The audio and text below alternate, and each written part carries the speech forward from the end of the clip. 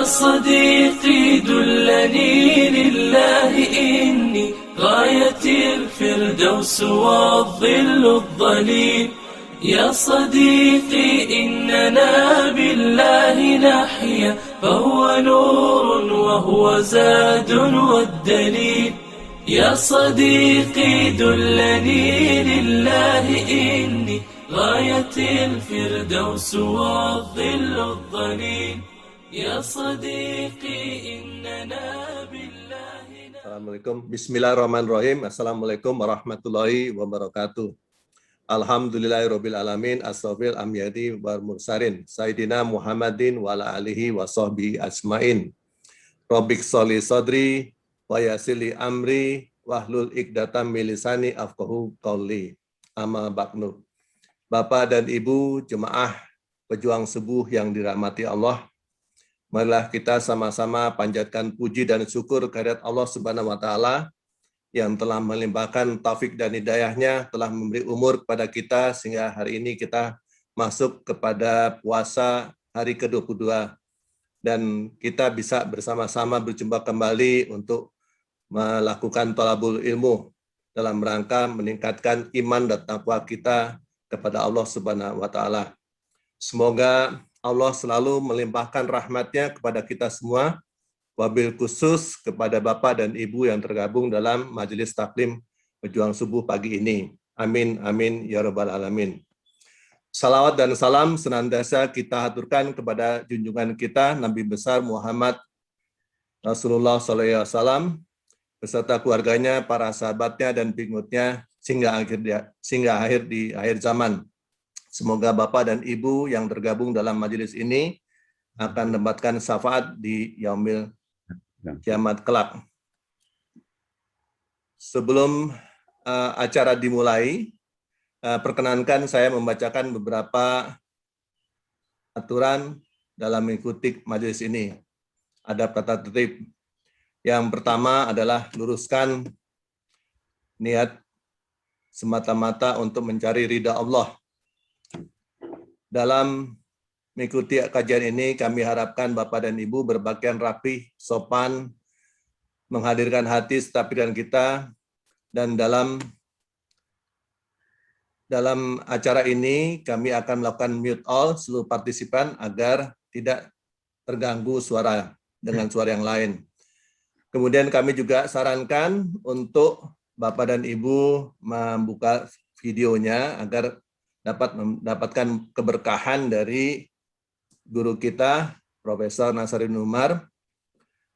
Apabila mengantuk, mohon dapat di stop videonya atau kami akan melakukan stop video. Nanti kajian ini akan berlangsung selama 65 menit, kemudian dilangsungkan dengan pertanyaan tanya jawab selama 30 menit. Apabila ada yang ingin bertanya, silahkan ditulis dalam kolom chat, namun kami juga akan berikan kesempatan nanti setelah dibacakan pertanyaan dalam chat untuk bertanya langsung kepada Profesor Nasaruddin Umar. Bapak dan Ibu jemaah yang dirahmati Allah, kajian pada hari ini adalah membedah kitab Al-Hikam, karangan Ibnu Athilah. Buku ini sangat termasyhur, ditulis oleh Ibnu pada 700 tahun yang lalu, dan saat ini menjadi salah satu referensi utama dari kaum sufi dalam mempelajari tasawuf. Dan alhamdulillah kita mendapatkan bimbingan dari guru kita, Profesor Nasaruddin dalam mempelajari Umar dalam mempelajari kitab ini. Beliau telah berada di tengah-tengah kita. Untuk menyingkat waktu, marilah kita buka kajian kitab ini dengan membaca Bismillahirrahmanirrahim. Kepada guru kita, waktu dan kesempatan kami persilakan. Silakan Profesor untuk memulainya. Terima kasih. Assalamualaikum warahmatullahi wabarakatuh. Waalaikumsalam. Alhamdulillah wa syukurlah wa salatu wassalamu ala rasulillah Sayyidina Muhammadin sallallahu alaihi wasallam, amma ba'd. Marilah kita membacakan surah Al-Fatihah kepada muallif pengarang buku ini, Syekh Ibnu Athaillah. Semoga ilmunya menjadi amal jariah baginya Dan semoga kita pun juga yang mempelajarinya insya Allah menjadi cahaya bagi kita untuk menjalani kehidupan ini. Ala Amin. hadis Al-Fatihah. Bismillahirrahmanirrahim. Bismillahirrahmanirrahim. Alhamdulillahirrahmanirrahim. Maliki yaumiddin. Maliki yaumiddin. Iyyaka na'budu wa iyyaka nasta'in. Ihdinas siratal mustaqim. Siratal ladzina an'amta 'alaihim ghairil maghdubi 'alaihim. Bapak Ibu sekalian, masih di bait pertama.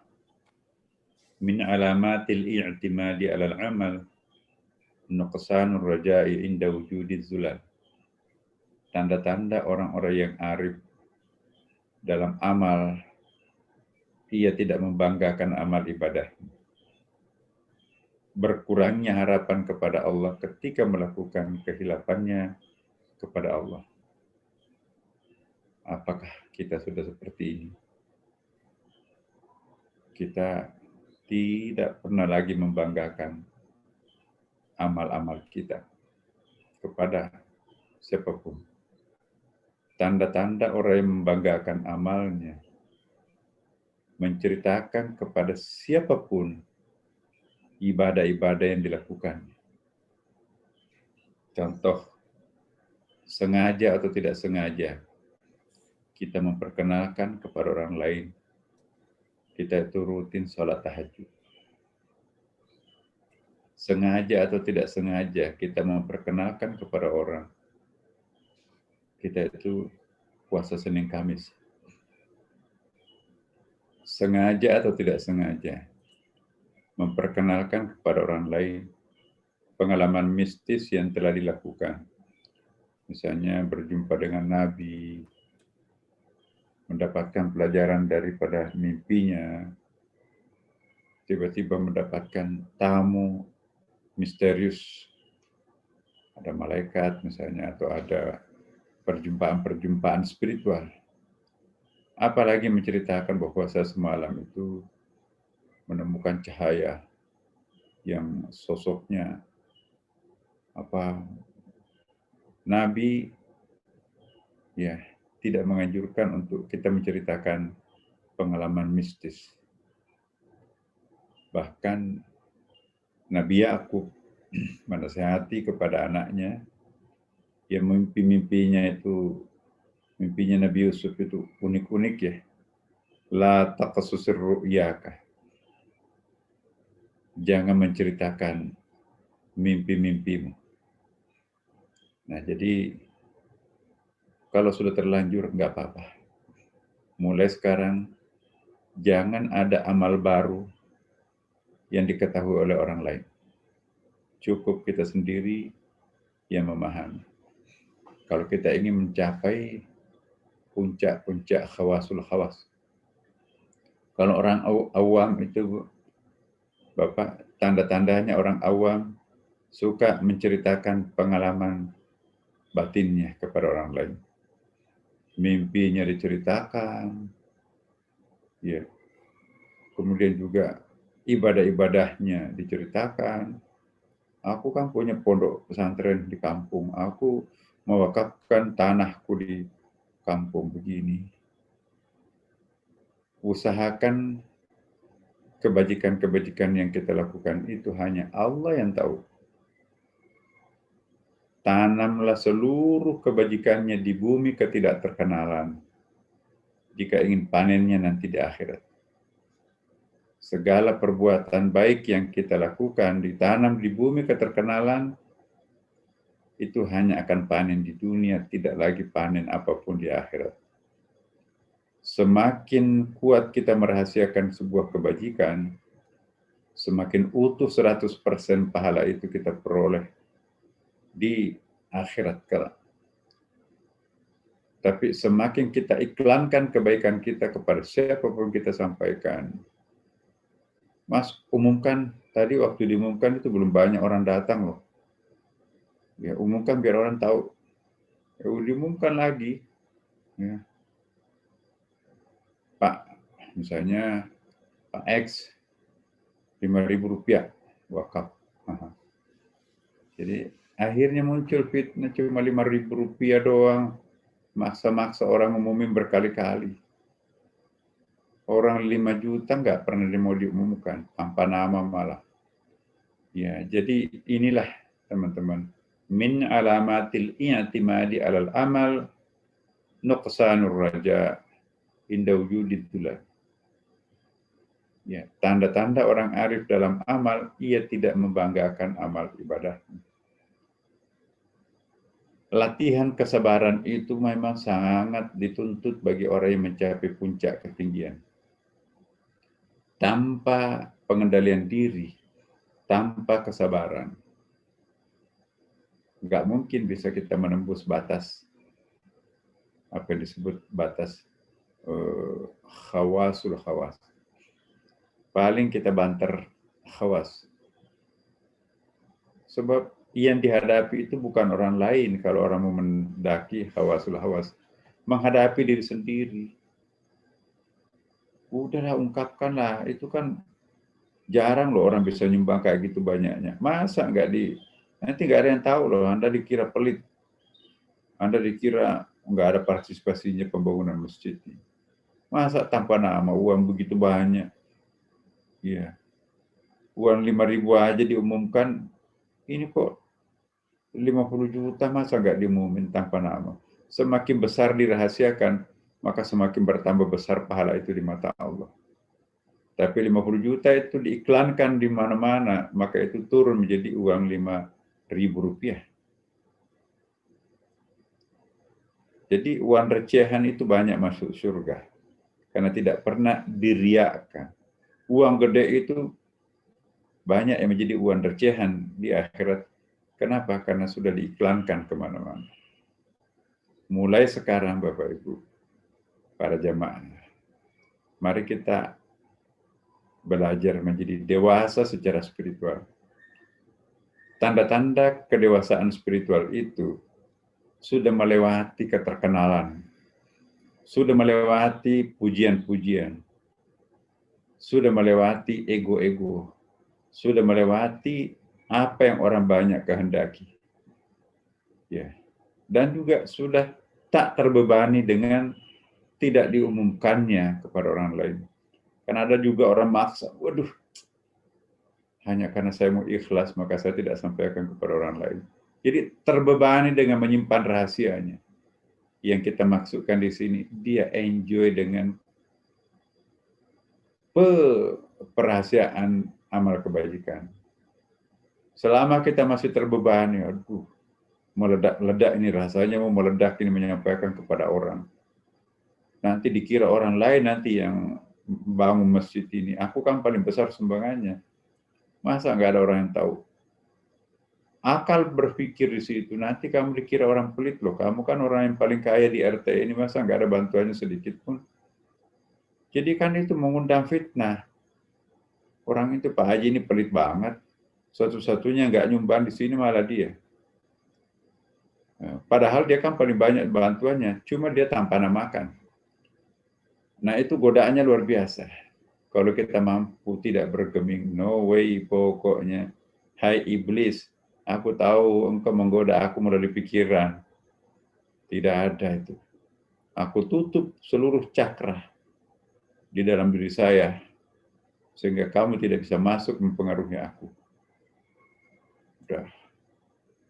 Mau difitnah, pelit, gak apa-apa. Tanda-tanda kekasih Allah itu, orang salah paham terhadap dirinya. Coba lihat Nabi Khidir.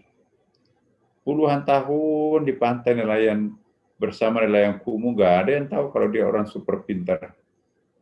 Nanti Nabi Musa lah yang buka rahasianya karena Allah memerintahkan untuk itu. Baru dia tersingkap. Masya Allah, sekian lama kita bertetanggaan, orang maha penting ini kita nggak tahu. Asumsikanlah seandainya kita seperti Nabi Khidir, menjadi warga baru dalam suatu masyarakat. Akhirnya bukan menjadi warga baru lagi, menjadi warga lama. Sudah puluhan tahun bersama mereka. Tanpa pernah membocorkan sedikit pun kelebihan yang kita miliki. Akhirnya kita nggak pernah dihitung Selalu orang memandang sebelah mata, itu pendatang baru yang nggak ada apa-apanya tuh. Itu yang rumah kumuh di pinggir itu yang pakai alat-alat paling sederhana di tempat ini menangkap ikan. Yaitu pakaiannya kumuh itu yang nggak ada apa-apanya itu. Jadi tidak pernah dianggap orang penting oleh orang lain.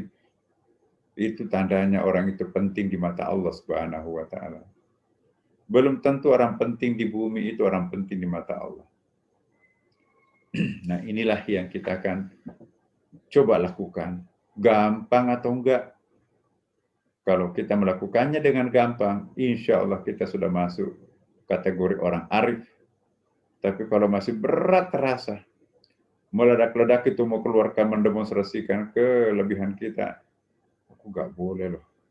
Nanti aku panen di dunia, nggak panen di akhirat. Percuma dong. Ya iya. Jadi akhirnya berdialog dengan dirinya sendiri, bertengkar antara nafsu dengan spiritual di dalam dirinya sendiri. Jadilah sekarang pemenang. Hai nafsu, kamu dulu ingin tenar, sekarang kamu gak boleh. No way, tidak ada jalan bagimu untuk memperkenalkan dirimu. Ya. Lagi pula ngapain kita membanggakan amal? Itu tidak setimpal dengan rahmat yang Allah berikan. Satu hari kita menggunakan oksigen gratisnya Allah. Nggak mungkin kita bisa tukar dengan salat seluruh sepanjang masa hidup kita. Memang sih salat, tapi bopeng-bopeng ingatannya kepada Allah itu cuma berapa detik satu salat, kadang-kadang enggak. Apa itu yang kita akan tukarkan oksigen gratis Allah? Air hujan turun lagi dari langit gratis itu. Kesehatan yang Allah berikan, enggak ada apa-apanya. Apa yang diberikan Allah terhadap kita, itu enggak seimbang sebanding dengan puasa, sholat, haji. Ya, jadi Allah melihat itu semuanya. Kata Rasulullah, kita itu masuk surga itu bukan karena amal, tapi hanya karena kasih sayangnya Allah. Walau anta ya Rasulullah, na'am.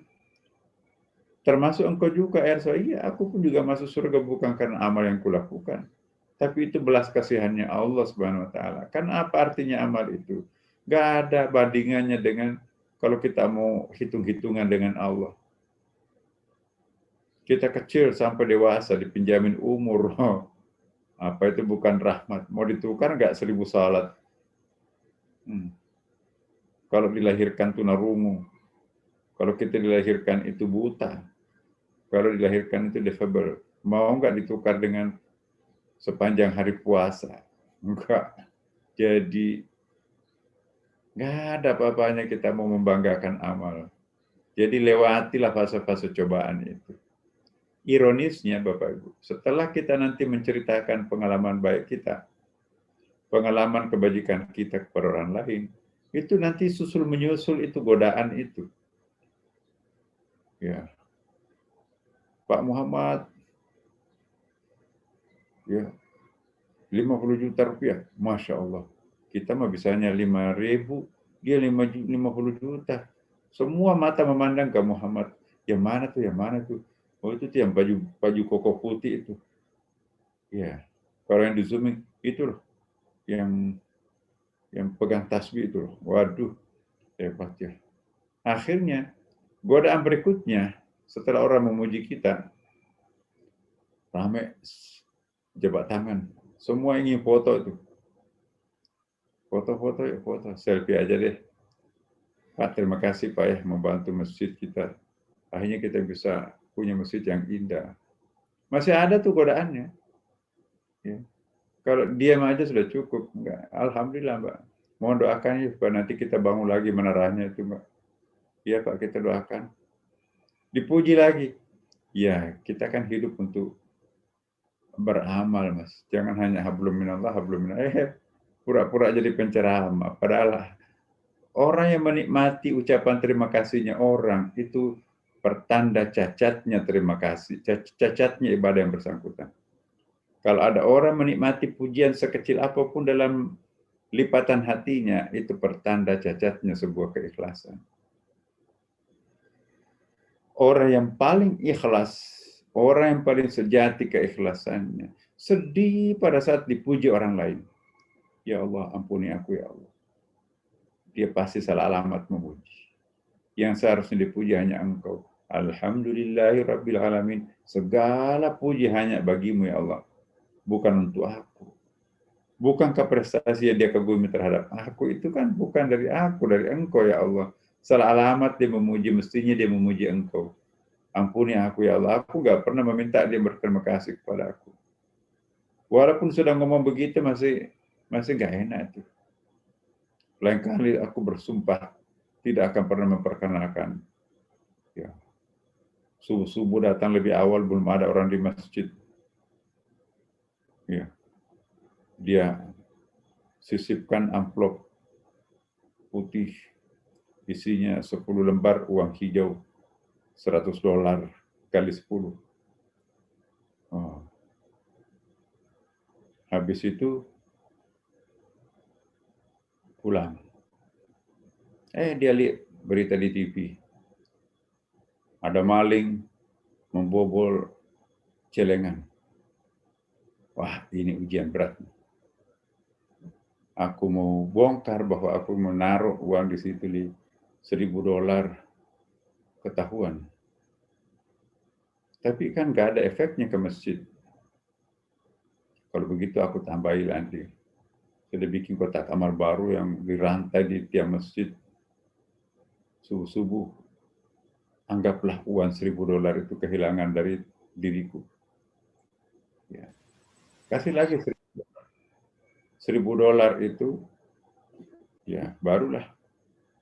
Oh, Pak, ini ada yang nyumbang $1.000, siapa ya? Ya, diam aja, dia nggak tahu. Baca Quran, ya Allah, mudah-mudahan nggak ada yang tahu kalau aku nyumbang $1.000.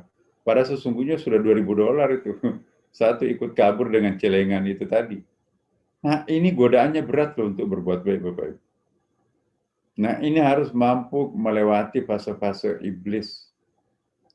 Ya, fasenya muncul itu, umumin dong, lewat, jangan diumumin tanpa nama. Udah, biasanya kan kita tanpa nama itu kalau uang recehan. Kalau uang gede-gede apalagi banyak, itu kartu nama selipkan tuh. Kalau perlu amplopnya ditaruh nama di situ. Waduh, ini Bapak pantas ya. Terima kasih ya Pak. Oh iya dong Pak. Insya Allah bulan depan saya tambah lagi. Wah, semakin respect orang itu. Dia mendapatkan pujian berbunga-bunga hatinya. Ya, itu bawa ember bocor ke akhirat. Pernah kita jelaskan itu. Jadi, teman-teman, mari kita belajar menjadi dewasa secara spiritual. Kita tidak meragukan diri kita sekarang dewasa secara biologis. Mungkin juga sudah dewasa secara psikologis. Tapi apakah kita juga dewasa secara spiritual? Belum tentu. Jangan sampai kita sudah usia pensiun, tapi spiritualitas kita itu masih childish. Jadi kita masih spiritual childish. Kekanak-kanakan secara spiritual. Masih ingin dipuji amalnya sekian. Ya. Semakin banyak orang mancing-mancing dia, oke, aku juga. Aku nggak mau kalah. Ya, $5.000. Wah, tepuk tangan orang. Ya, tepuk tangan orang. Apalagi kalau ada lelang-lelang tuh kan. Ada lelang lukisan untuk bangun menara masjid. Menara masjid ini masa masjid di Bintaro ini semuanya sudah punya menara kecuali masjid kita. Ayo kita lelang. Oh, datang dia. Saya nyumbang 100 sak semen. Dia belum mengangkat tangan tuh. Ada saya nyumbang besi. Nilainya ya 50 juta. Semen tadi nilainya 40 juta. Saya menyumbang batu merah. Nilainya 50 juta. Saya menyumbang tukang. Nilainya 55 juta. Ayo, ada lagi. Kita lelang nih. Siapa yang paling tinggi nanti akan dapat lukisan ini. Jadi semua harga penjualan kaligrafi ini nanti akan diperuntukkan pembangunan menara masjid. Pintar tuh panitia masjid itu. Mengundang iblis. Ya, untuk mempengaruhi orang. Jadi iblis diperalat untuk membangun menara masjid. Datanglah ibu-ibu. saya 100 juta untuk menutupi seluruh kekurangan-kekurangannya yang tadi disebutkan. Tepuk tangan semua orang, wah hebat ya Ibu ya. Ya, itu bagi saya nggak seberapa lah, tapi kita memang perlu sedikit-sedikit lah. Nanti kalau ada pembangunan lagi, beritahu saya, gampang kok. Iya Bu, terima kasih Bu, hebat ya Bu. Oh iya dong, kita kan hidup ini untuk mengabdi. Ya. Pulang ke rumahnya, ya, pembantunya, Ibu mau pulang Bu. Biasanya tiap tahun Ibu kasih uang lebaran. Uang lebaran, enggak. Aku sekarang nggak ada uang. Habis nyumbang masjid kebanyakan, baru saya sadar 100 juta. Menggerutu dia. Terpancing dia. Nyesal, ya Allah. Inilah ember bocor. Sudah nggak ikhlas, nyesal, pembantu jadi sasaran. Dipotong semuanya. Uang lebarannya, pembantunya, tukang kebunnya, supirnya. Alasannya kebanyakan bantuan saya ke menara masjid itu. Nah, contoh-contoh rahmati seperti ini ada dalam kehidupan kita sekarang kan. Jangan-jangan kita juga bagian dari itu. Nah, min alamatil yatimadi alal amal nuksan roja inda rujudil. Jadi tanda-tanda orang-orang arif dalam amal ya, ia tidak membanggakan amal ibadahnya. Jangan terpancing. Tapi juga Ibu, Bapak, jangan juga melakukan sebaliknya. Kata Pak Nasar, nggak boleh kita populer, udahlah. Kita nggak boleh memperkenalkan diri. Mestinya keluar uang 100 ribunya di dompet. Tapi kan ini kan kita harus rahasiakan. Udahlah, karena nggak diketahui orang, aku uang 10 ribuan aja deh. Ya. Iya sih, lebih baik 10 ribu tapi ikhlas daripada 100 ribu nanti dipamer-pamerin. Tapi maksud saya, jangan karena kita nggak boleh menyebut nama, mengurangi kadar yang kita masukkan ke dalam celengan. Itu kita kembali menjadi orang seperti tadi. Berkurangnya ibadah kita karena kita nggak boleh berpameran, maka itu tanda-tanda kekanak-kanakan spiritual. Kalau orang sudah menembus batas, mau diumumkan, mau diapain, pokoknya aku menyembah lillahi ta'ala. Nggak ada emosi apapun bagiku. Dipuji, nggak dipuji, I don't care, pokoknya aku jalan aja. Nah, itu yang disebut dengan kematangan spiritual. Ketidakmatangan spiritual itu selalu ada komentar kepada orang yang menggunakan bantuan kita. Dikawal betul. Mas, itu diapain uang 50 juta yang saya sumbangkan? Jangan begitu, itu nggak boleh itu. Mubazir, cari kayak yang lebih murah, masa enak-enak aja. Kami kan tidak gampang untuk cari uang. Panitianya ini asal aja ini. Ya, masa nggak cari, tawar kayak, ya Allah 50 juta tapi ikut usil. Pengurus masjid cuma bukan mengurus pembangunan menara, dia juga mengurus persiapan manasik haji yang mau berangkat jamaahnya. Ini persiapan untuk pembangunan madrasah di samping sekolah yang lain. Ini untuk mengurus anak-anak yatim yang juga mau dibina. Ini beasiswa untuk keluarga masjid yang mau diberikan. Ini banyak sekali yang mau diurus, tapi kalau pengurus masjidnya itu keliling 2-3 hari mencari pemboran di sudut-sudut kampung yang paling murah, maka terbengkalai yang lain. Mana ada yang mau jadi pengurus masjid, nggak ada gajinya, tapi objek makian-makian jamaah kan. Paling susah loh jadi pengurus masjid, Bapak. Sedikit saja salah dimaki-maki jamaah, mana pengurusnya? Padahal mana ada pengurus masjid digaji kan? Nggak ada. Itu orang mewakafkan hidupnya untuk mengurus rumah Allah. Salah aja sedikit, dimaki-maki. Ya, mentang-mentang orang kaya. Maki-maki terus. Sudah muazin nggak ada gajinya, dia ngurus semuanya. Ini si masjidnya nggak diurus nih. Mas, masa tuh nggak pernah dipel masjidnya. Waduh, dia ngambilkan air, ember dari sumurnya Pak RT di sana.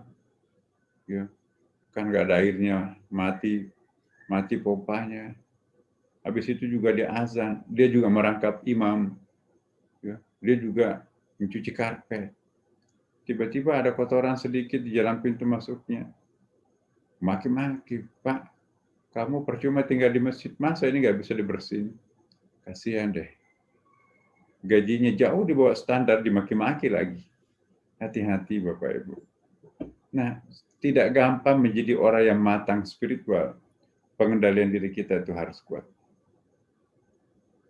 Kebiasaannya memarahi pembantu. Ini sampai ke masjid memarahi orang. Enak aja. Emang mau menggaji muazin? Enggak tuh. Pelit.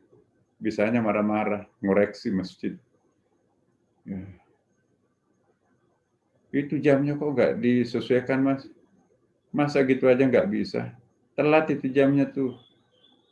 Ganti baterainya kalau memang lambat. Minta pembeli baterai nggak ada. Waduh. Ya, itu kekanak-kanakan secara spiritual. Padahal udah pensiun lama loh. Nah, introspeksi diri kita, apakah kita sudah masuk kategori matang spiritualnya atau masih kekanak-kanakan spiritual? Tanda-tanda kekanak-kanakan spiritual. Suka menunda waktu sholat. Udah azan, masih lama kok. Duhur kan panjang sampai asar. Masih asik ya main internetan, main WA. Salat enggak, masih lama kok waktu. Akhirnya salatnya akhir waktu, padahal nggak ada kegiatan lain kan. Itu kekanak-kanakan spiritual. Asik nongkrong di situ, ngobrol dengan tetangga. Sudah azan di masjid. Ya nggak apa-apa kok, kita kan nggak ke masjid, masih panjang waktu. Itu bukan satu kali itu aja. Setiap saat ada aja pembenarannya. Akhirnya salatnya itu mepet-mepet waktu. Sama dengan ibu-ibu sebagian kan. Ya, udah azan pokoknya asyik di dapur. Entarlah alasannya nanti pakaian bau, aku belum mandi lah dan seterusnya. Aku belum mandi. Akhirnya mepet-mepet maghrib, baru kejar-kejaran mandi. Ya, baru 2 rakaat, 1 rakaat lagi sudah azan maghrib. Innalillah. Itu habis maghribnya, habis asarnya Ibu. Jadi tanda-tanda ke spiritual childish itu ialah suka nunda-nunda waktu salat. Mestinya mampir salat di pinggir jalan, ada masjid, rest area. Udahlah, ntar aja di Bandung, di jamaah aja, di kasar aja. Tidur, atau dengarkan musik di mobil. Kata supirnya, Pak, kita mampir di rest area, Pak. Mikir kalau mampir, nanti pada minum kopi, aku bayar lagi nanti. Nah, udah langsung aja, Mas. Ya, hanya karena nggak bisa bayar kopinya supir, ya, maka suruh masuk aja. Padahal kalau mampir sholat di situ pahalanya banyak. Berapa harganya secangkir kopi untuk supir, nggak ngantuk kan nanti jadinya.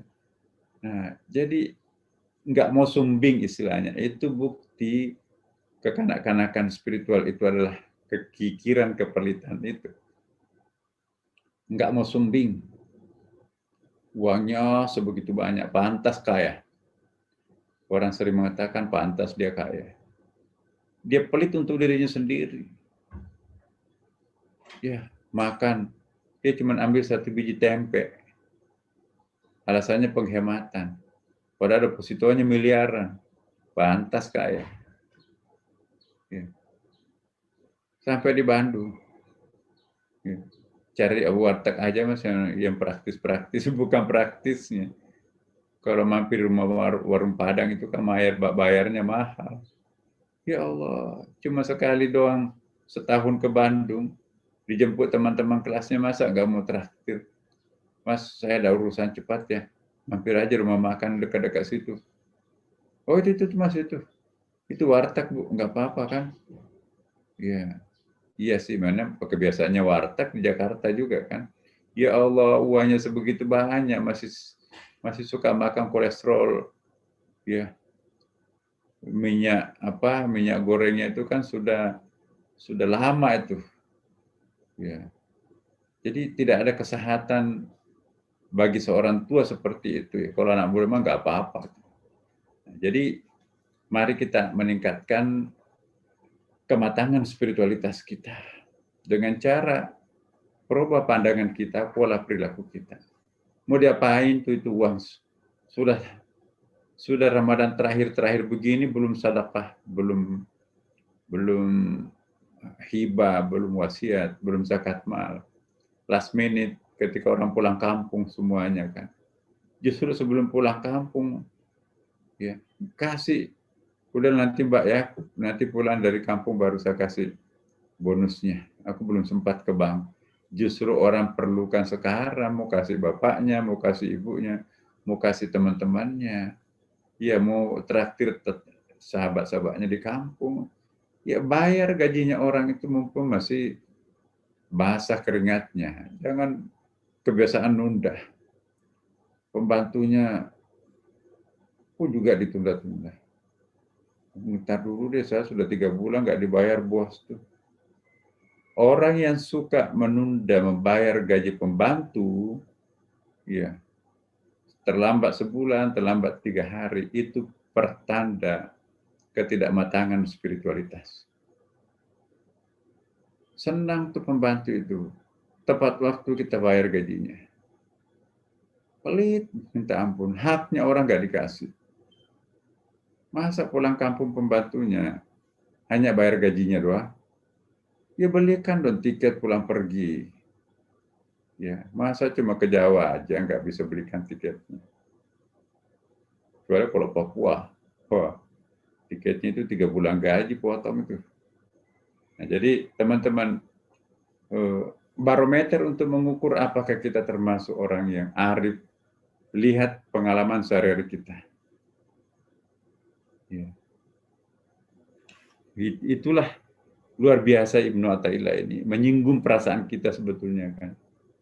Jangan-jangan apa yang disampaikan tadi itu terjadi pada diri kita, maka cucilah dengan bait satu barisnya Ibnu Athaillah ini. Tanda-tanda orang arif dalam amal, ia tidak membanggakan amal ibadah. Berkurangnya harapan kepada Allah ketika melakukan kehilafannya kepada Allah. Takut kalau salah, takutnya di mata Allah kan. Jadi kalau orang sudah seperti ini, pasti tuh pembantu tidak telat bayarnya. Utang seharusnya dibayar, ada uangnya kok, kenapa dipending? Menunda bayar utang padahal ada uang. Itu bukti ketidakmatangan spiritual seseorang. Udahlah, ntar aja deh, ntar aja. Hati-hati loh Bapak Ibu. Orang yang suka mengatakan entar aja pada itu adalah kewajibannya, itu pertanda spiritual childish. Benar. Ayo, kita kan ada arisan tuh, entar aja saya nyusul deh, gampang. Entar, pokoknya jangan ada kata-kata entar lagi, entar deh. Entar. Itu bisikan iblis tuh. Itu bahasa iblis, entar lagi, entar lagi. Hampir 100% kata-kata entar lagi, itu bahasa iblis. Jadi manakala Bapak Ibu mendengarkan kata-kata, entah itu dari suaminya, entah itu dari istrinya, anaknya, tetangganya, entar lagi deh, entar aja itu, entar aja. Jadi entar aja, itu bahasa iblis. Catat itu Bapak Ibu. Dan jangan pernah kita mengucapkan kata-kata itu lagi per pagi ini Bapak Ibu. Begitu kita ingat ya, jangan kepada orang lain saja. Jangan pun mengatakan itu kepada dirinya sendiri. Kita nggak ada orang kan, oh iya ya saya baru ingat ada utangku dari tetangga itu. Ntar lagi deh. Bulan depan aja lah sekalian. Nah itu bahasa iblis tuh. Jangan pernah memperdengarkan bahasa iblis ke dalam diri kita sendiri, apalagi ke orang lain. Tinggalkan kata-kata ini. Jangan pernah muncul dalam benaknya, entar lagi, entar aja. Salat Mbak, entar aja. Ya. Bayar utangnya tuh, entar aja. Ya. Bayar koran, udah entar aja, besok aja. Ya. Apalagi arisan, entar aja. Itu bahasa iblis. Entar aja, itu bahasa iblis. nggak pernah menjadi bahasa positif kata-kata ntar aja. Itu selalu negative connotation. Itulah bujukan iblis tuh. Jadi satu materi pengajian kita bisa pegang pada hari ini, tinggalkan kata-kata, talak 3 kata-kata itu, ntar aja. Itu sudah bukti hari ini kita memperoleh keberuntungan dari Ibnu Athaillah melalui syairnya.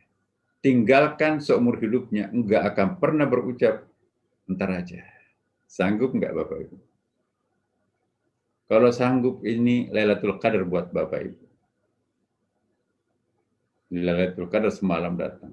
Talak 3 kata-kata, ntar aja. Ya. Tiba-tiba dia ingat, Masya Allah, ya, pembantuku ini belum gajian ya, sudah lewat 2 hari ini. Ya, udah bangun tidur, nggak jadi tidur. Ya, ambil uang lemari, maaf ya terlambat 3 hari. Ya, baru tidur. Udah, aku tidur aja, tas sore lah. Ya, itu pun juga jangan. Ya, ntar sore aja.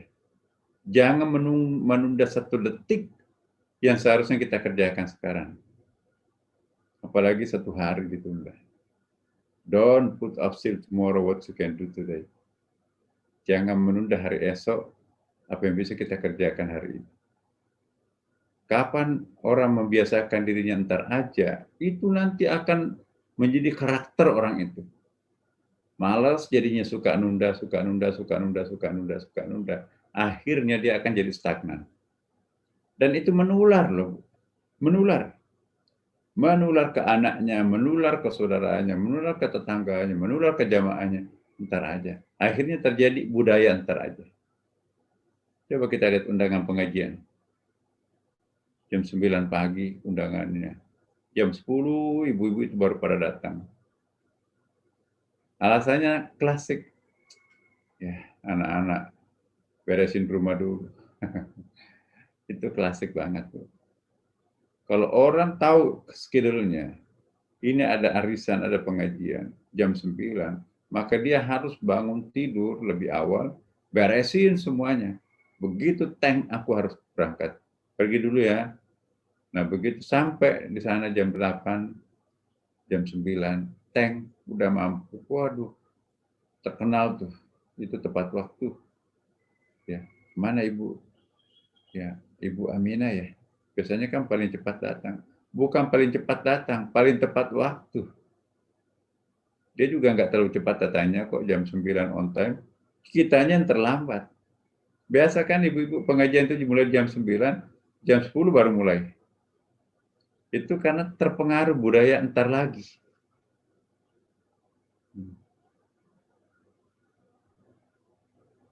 Ya, jadi saya di Istiqlal, Bapak Ibu, mohon maaf. Siapapun terlambat, nggak usah ditunggu, kamat. Begitu belnya Istiqlal bunyi, kan di situ ada ukuran waktunya. Jangan mentah-mentah pejabat, jangan kamat dulu, itu masih ada tuh Pak Menteri. Oh siapa? Siapapun. Ya, Pak Presiden, ya, mau salat sunat, mohon maaf Bapak Presiden, kita mau kamar, sudah sampai waktunya, ya udah langsung aja. Akhirnya yang lainnya nggak akan terlambat. Jadi kita harus memulai sesuatu walaupun berhadapan dengan siapapun. Nah, kalau itu sudah menjadi karakter bangsa, karakter individu, keluarga, itu pasti bangsa ini besar. Bangsa yang lemas karena karakter entar lagi, ya kayak kita ini. Ya. Maka itu kalau kita pernah hidup di luar negeri, terutama di barat ya di barat itu nggak mau tuh kereta api tunggu dulu. Nggak, pokoknya ketinggalan kereta itu kan pameonya itu. Ya, ketinggalan kereta emang ditinggal. Siapapun Anda, walaupun Anda yang punya kereta, sampai waktunya Anda nggak naik, tutup pintu. Ya, mau jatuh kayak mau apa itu urusan Anda, siapa suruh. Nah, jadi kalau kita, pesawat loh, pesawat mestinya harus terbang. Tunggu dulu Pak, ini ada Pak Menteri itu. rombongan VVIP belum masuk. Pilot yang sering bawa di penerbangan internasional, ya Allah, Indonesia kayak gini.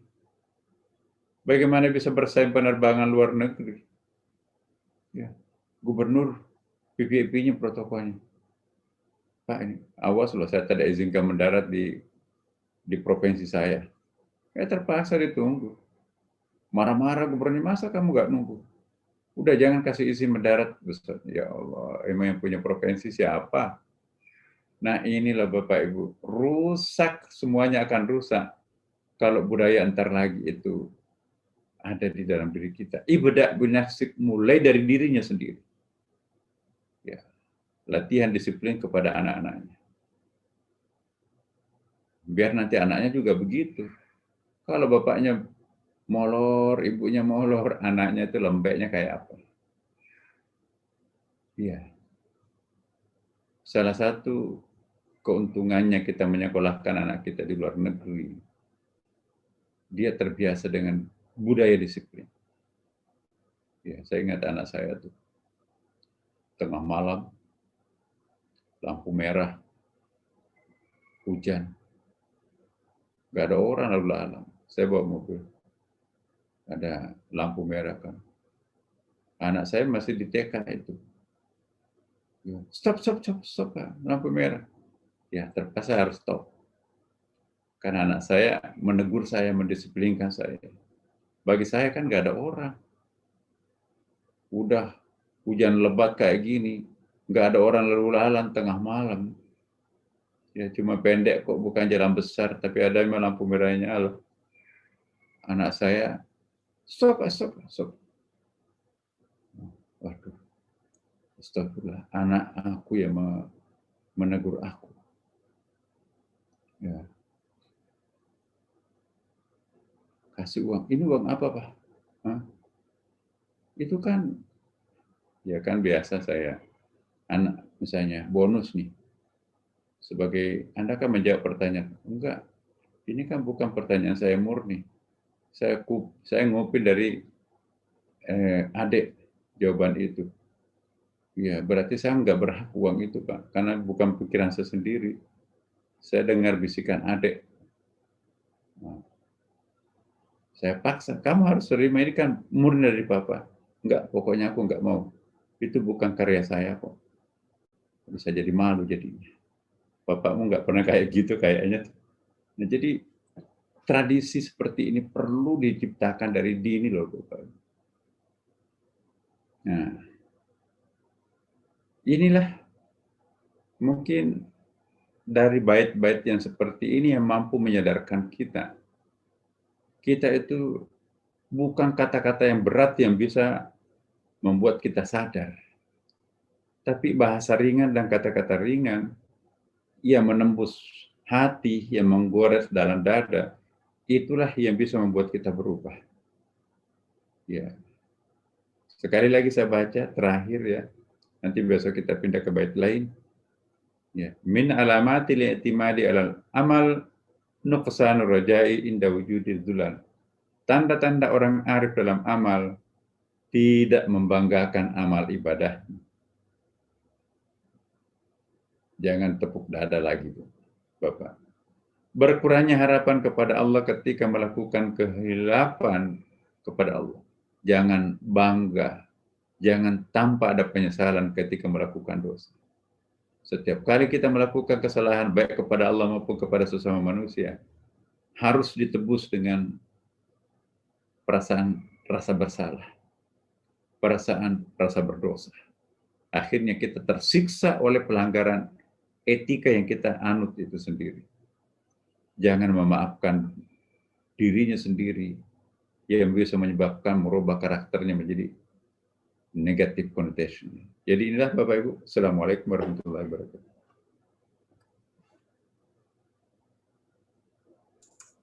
Baik, Waalaikumsalam warahmatullahi wabarakatuh. Masya Allah, ini kena kita semua nih Prof.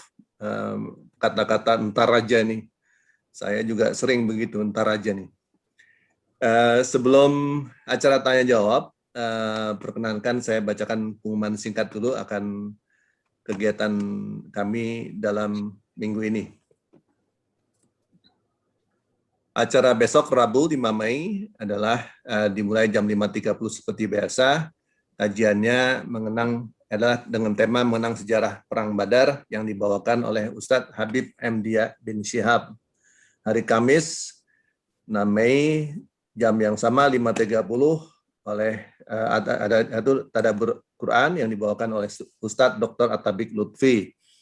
Mentadaburi surat Al-Imran ayat 78-80.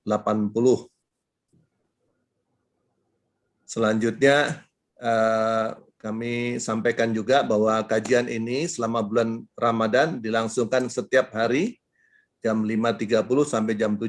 Jadi kami harapkan Bapak dan Ibu sekalian stay tune di channel kami ini, Pejuang Subuh.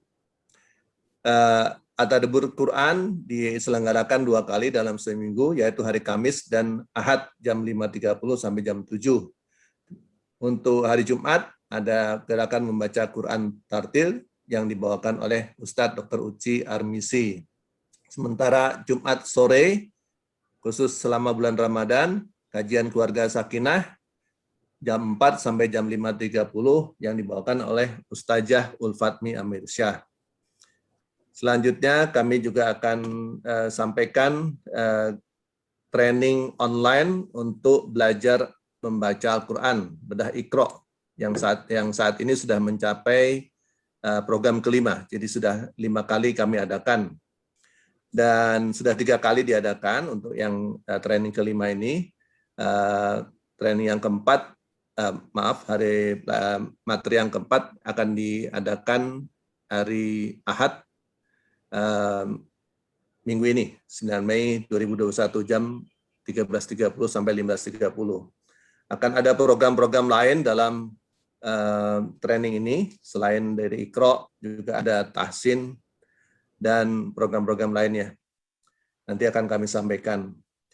Untuk kegiatan bakti sosial, Pejuang Subuh, alhamdulillah telah melaksanakan kegiatan gerakan berbagi 2.000 paket sembako untuk meringankan beban saudara-saudara kita, pengurus petugas kebersihan, pedagang, pemulia jenazah, security, jamaah, dan warga di sekitar Masjid Pondok Indah, Masjid Raya Pondok Indah yang terdampak akibat dari pandemi COVID-19, sehingga berkurangnya penghasilan itu. Bagi Bapak dan Ibu yang ingin berdonasi baik untuk kegiatan sosial maupun kegiatan dakwah kami dapat mentransfer langsung ke rekening Pejuang Subuh Pondok Indah di Bank Syariah Indonesia dengan nomor rekening 7220201001. Oke. Selanjutnya adalah tanya jawab Prof ya. Ini sampai jam 7? Bisa sampai jam 7 Prof? Ya, kita lihatlah, insya Allah. Oke, baik. Saya bacakan dulu pertanyaan yang ada dalam kolom chat. Yang pertama ini dari Pak Agung Gunawan. Dia menanyakan, mohon izin Profesor, Assalamualaikum. Bagaimana cara menjaga hati agar tetap lurus ikhlas dalam beramal lillahi ta'ala? Apakah ada doanya yang pernah dicontohkan oleh Nabi Muhammad SAW agar kita diberikan oleh Allah Subhanahu wa Ta'ala hati yang ikhlas dan semata-mata beramal hanya untuk Allah, bukan mengharapkan pujian dan sanjungan dari makhluk Allah? Itu pertanyaannya. Bagaimana menjaga hati agar bisa tetap ikhlas tanpa perlu mengharapkan pujian dari manusia? Apakah ada doa-doanya? Iya, ada doanya dari Nabi itu. Sangat terkenal. Ini ya juga saya sering, tiada salat tanpa membaca doa ini. Allahumma ya muqallibal qulub, tsabbit qalbi ala dinika wa ala ta'atika. Itu ya mungkin bisa dicatat ya. Allahumma ya muqallibal qulub, tsabbit qalbi ala dinika wa ala ta'atika. Artinya, boleh juga artinya, ya Tuhan, yang maha menancapkan pendirian. Tangguhkanlah, ya, artinya kuatkanlah, tabit, tancapkanlah pendirian kami. Ala dinika untuk senantiasa mengamalkan ajaran agama kami. Ya. Tabit kalbi ala dinika wala ta'atika, dan senantiasa taat terhadapmu. Itu betul, Bu. Kita kadang-kadang mudi itu apa? Kalau lagi mood ya 1 kali duduk 2 juz Quran tuh. Tapi kalau lagi enggak mood 2 halaman Quran. Itu pun juga susah sekali. Apalagi kalau ada handphone bunyi kan. Pembenaran tuh. Tapi kalau lagi mood tidak peduli. Mau siapa kayak nelpon, aku lagi asyik kok ngaji ini. Kalau perlu samponya dibawa bantalin dulu. Enggak kedengaran bunyinya. Tapi kalau lagi enggak mood, siapa tahu orang tua di kampung sakit, kita enggak tahu. Siapa tahu bos nanti mau promosikan jabatan kita enggak ngangkat. Ya udah. Jadi mari kita menciptakan suatu kualitas lebih baik. Ingat apa yang pernah kita bahas kemarin itu ya, bahwa kita harus meningkat dari orang awam menjadi ahlul ta'ah, dari ahlul ta'ah menjadi ahlul ibadah, dari ahlul ibadah menjadi ahlullah. Kan sudah kemarin itu ya, di awal-awal kemarin. Atau belum ya? Sudah. Sudah itu kan. Nah itu, Sudah. ya muqallibal qulub, doanya itu. Allahumma ya muqallibal qulub, tsabbit qalbi ala dinika wa ala ta'atik. Itu kalau yang diminta doanya. Tapi kalau kiatnya bagaimana supaya kita konsisten, istiqamah. Iya, tancapkan motivasi yang kuat itu. Tekad. Sebelum kita bangun tidur, ada ikrar kesetiaan kita kepada Allah. Ya Allah, hari ini aku bertekad konsisten menjalankan seluruh kebiasaan baik saya. Dan saya tidak akan terpengaruh dari manapun datangnya, kalau itu pengaruh negatif. Bismillahirrahmanirrahim. Bangun dia. Alhamdulillahilladzi ahyana ba'da ma amatana wa ilaihin nusyur. Sebelum membaca itu, ya misalnya jam 2:30 bangun kan, jangan langsung bangun. Tancapkan ikrar dengan Tuhan. Ya Allah, hari ini aku bertekad tidak akan berbohong. Ya. Jadi Bismillahirrahmanirrahim. Wow, begitu sampai ke kantor, ya. Kok terlambat, Mbak? Macet, Mbak, biasa. Padahal nggak macet, dia ketiduran. Bohong satu. Ya Allah, melanggar aku ini. Nah, tapi kalau kita menghargai konsistensi kita, Mbak, kok terlambat ya? Alasan paling klasik dan paling aman, macet. Tapi kalau kita katakan macet, kan nggak macet, hanya karena kita yang salah ketiduran. Nah, sekarang belajarlah jujur pada dirinya sendiri. Kok macet? Maaf Bapak, saya tadi habis sholat subuh ketiduran. Itu ungkapan tulus tuh. Ya. Daripada kita mengatakan macet, dua-duanya dimaafkan. Ya. Tapi jangan salah loh. Kalau pimpinan kita itu seorang yang saleh atau salehah, dia bisa membaca aurah di muka kita ketika mengucapkan sesuatu. Kamu bohong. Enggak macet kok jalanan. Tapi kalau kita dengan jujur kita katakan, maaf Mbak, ya, saya habis sholat subuh tadi tidur-tiduran, ketiduran. Ya, nggak apa-apa Mbak, saya juga sering begitu. Ya, jadi tulus. Atasan kita memaafkan itu pun juga tulus. Ya, kalau kita bohong, iya, atasan kita memaafkan juga itu menggerutu. Bohong kamu. Ya, jadi nggak bisa disembunyikan sebuah kebenaran, sebab Allah bisa menyingkapkan rahasia kita kepada orang lain loh. Jadi lebih baik tidak bohong daripada bohong. Sebab kalau kita berbohong, itu bertambah bintik hitam dalam batin yang akan mengundang bohong berikutnya. Tapi kalau kita jujur pada kesempatan itu, ya memang dimarahi, tapi tertutup pintu kebohongan untuk berikutnya. Qulil haqq walau kana murran. Katakanlah kebenaran itu walaupun pahit. Daripada menikmati manisnya kebohongan, korbanlah kalbu kita bertambah bintik-bintik hitam.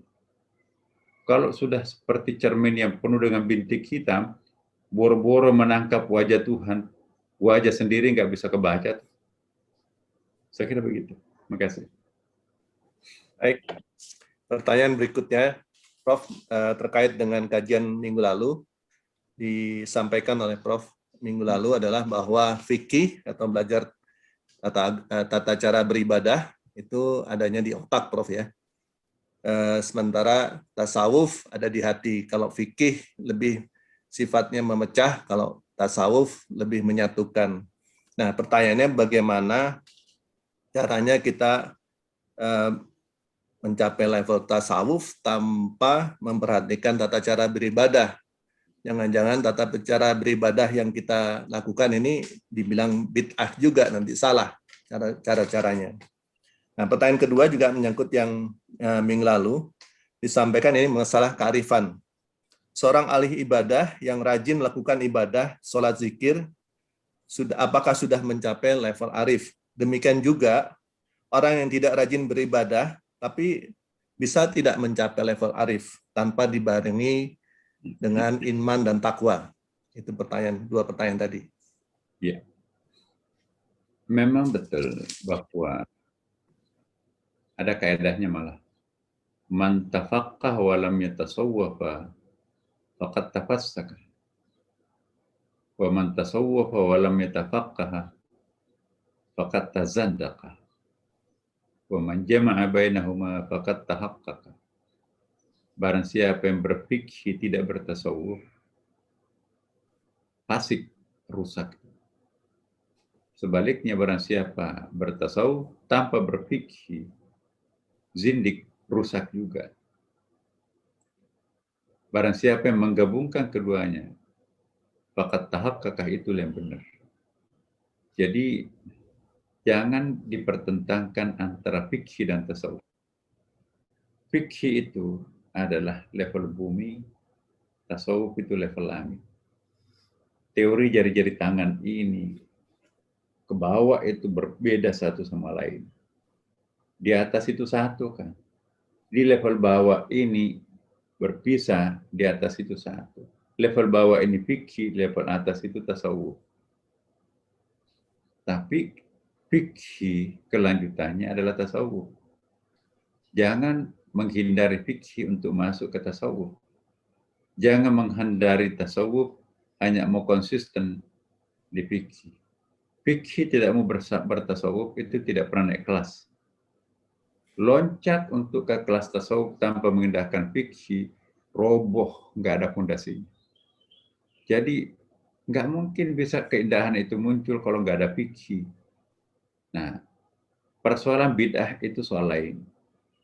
Itu nggak ada kaitannya dengan tasawuf, nggak ada kaitannya dengan fikih. Apa sih yang dimaksud dengan bid'ah?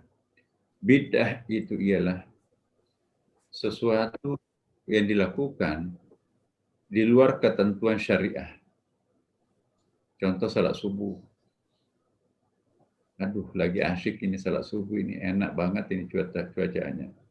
Cuaca batin saya juga lagi tentram. Suami saya lagi sedang baik-baiknya nih, isi dompetnya semua dibongkar. Amplopnya dikasih, tasnya dikasih semua, dia nggak mau pegang uang katanya. Alhamdulillah, puncak kebahagiaan istri kan seperti itu. Menjumpai suaminya terbuka, itulah puncak kebahagiaan seorang istri. Tentu juga sebaliknya. Ya, Masya Allah, istri saya ini tidak memperlakukan aku supir angkot. Begitu pulang, Setor, mana uangnya, mana dompetnya, sweeping tasnya, sweeping dompetnya, periksa isi handphonenya. Nasib punya istri kayak Munkar Nakir. Jadi itu nggak bagus. Ya, biarkanlah keringatnya suami itu kering, biarkanlah mandi dulu, biarkanlah salat dulu. Anak kita bangga, prestasinya bagus. Oh ya Alhamdulillah, siapa dulu loh bapaknya kan? Oh iya dong Pak. Kita kan juga bapak sih itu karena berkah. Tapi gini Pak, besok itu mau bayar SPP-nya terlambat. Wow gitu ya? Ya nggak apa-apa, udah ada uang di tas itu. Aku cuma ngambil 2 juta loh Mbak. Itu yang sisanya masih ada amplop di dalam lipatan kantong kecil itu, dolar itu saya nggak ngambil loh. Waduh ketahuan deh. Udahlah, bawa aja itu saya nggak mau pegang uang sekarang. Berkah. Udah. Jadi itu terpaksa membawa kebenaran, kebaikan. Jadi Bapak Ibu sekalian, jangan mempertentangkan tasawuf dengan fikih. Ya. Jangan pernah mengatakan tasawuf itu sesat. Orang yang hanya asyik di fikih, itu hanya asyik di bumi. Nggak menikmati nikmatnya pemandangan langit. Ya. Tapi jangan memimpikan diri untuk bermain di langit tanpa fikih. Itu hanya akan larut dengan hayalan imajinatif belaka. Mencapai langit itu perlu perjuangan, mujahadah namanya. Itulah. Tidak boleh orang bermimpi mencapai langit tanpa melalui anak tangga fikih. Ya, itu saja. Kemudian yang kedua tadi adalah Kearifan. Masalah kearifan. kearifan apa tadi itu? Kearifan. Jadi seorang ahli ibadah sering rajin beribadah, ngaji segala macam, apakah bisa mencapai level arif secara otomatis? Ya. Demikian sebaliknya, kalau orang yang tidak rajin ibadah, apakah bisa dia mencapai level arif tanpa harus dibarengi dengan iman dan takwa? Sebetulnya jawaban paling pendeknya tergantung Allah, sang pemberi kekuatan. Tapi jawaban rasionalnya tergantung keikhlasan. Jangan memandang enteng amalan kecil yang dilakukan dengan ikhlas, sebab dampaknya besar. Tapi juga jangan bangga dengan amalan besar yang dinodai dengan adanya unsur-unsur ketidakikhlasan. Besar tapi dampaknya kecil. Jangan memandang enteng uang recehan yang masuk di dalam kotak amal, karena itu penghuni surga. Dan jangan bangga dengan uang gede, karena ada maunya selain Allah. Itu uang recehan di mata Allah. Jadi kecil besar di mata Allah tidak sama kecil besarnya di mata kita. Menurut kita kecil uang recehan, tapi menurut Allah itu uang gede. Ikhlas nggak pernah diungkit-ungkit, itu uang masuk di celengan itu. Maka itu nanti uang yang paling banyak masuk surga itu uang recehan. Nah, uang gedenya itu bayar hotel, bayar pakai judi segala macam lah, traktir orang, minuman keras, itu masalah. Jadi kembali lagi, jangan memandang enteng orang yang tidak tampak di wajahnya tanda-tanda kesalehan. Boleh jadi itu wali yang sengaja mengecoh kita untuk tidak menampakkan kedekatan dirinya kepada Allah.